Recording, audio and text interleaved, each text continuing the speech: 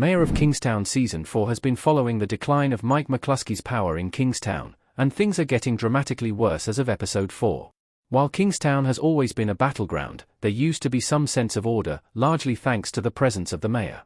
The mayor is an unelected official who operates between the lines, coordinating with criminals and lawmakers in order to keep the peace. And during Mike's tenure, he was able to settle a lot of unrest within his community. But now, things may be getting too big for the mayor to handle, as Kingstown descends into chaos and corruption. Mike McCluskey and Cindy Stevens get close. Mike McCluskey has been extremely cautious when it comes to getting romantically involved with anyone. While there seemed to be a connection between Mike and Iris, Mike was well aware of the trauma she had endured, and he respectfully kept his distance and maintained a purely platonic relationship.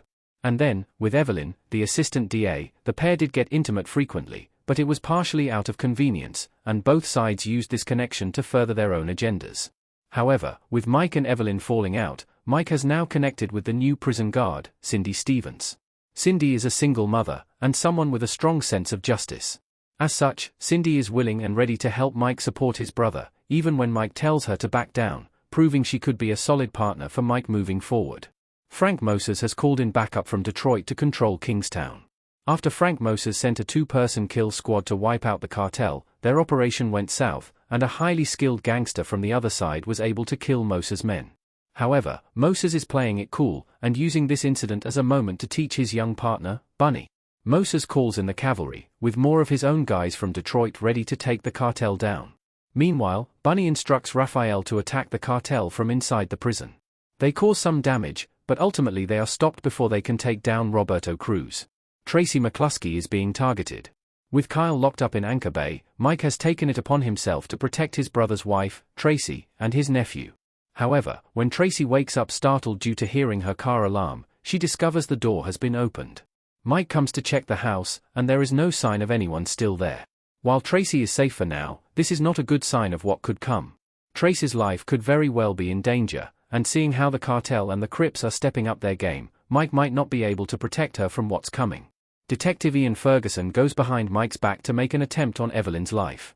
Further cementing how much Mike's power appears to be dwindling in Kingstown, Ian Ferguson, a detective who has the closest relationship to Mike, has gone behind his back to attack Evelyn. Evelyn has found a key witness who could testify against Ian, and hopefully, force him to testify about Robert's numerous crimes. Ian does tell his partner, Stevie, when pressed, that he wasn't trying to kill her, just to scare her. However, Evelyn does not scare easily, and she is now working harder than ever to bring the corruption in the KPD to light. Unfortunately, the bad blood and deceit between Ian and Mike because of this incident is likely to get worse, not better, and it is certain to make Mike's life a lot harder when he doesn't have Ian on his side, or willing to give up important information about events happening in Kingstown. The warden reveals her true colors as Anchor Bay sinks deeper into corruption. Prior to this episode, it was becoming abundantly clear that Deputy Warden Torres was corrupt.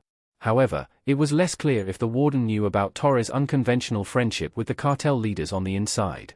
But now, with the warden brokering a deal with Merle Callahan to continue to influence Kyle McCluskey, it seems abundantly clear. Evidently, the prison is still operating under a warped and corrupt agenda.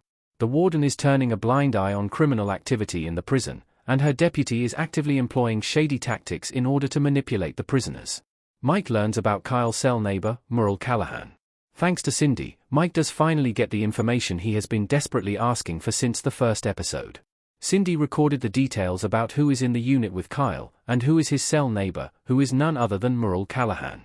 Callahan is a leader in a white supremacist gang, the same gang that Mike joined while he was in prison in order to survive.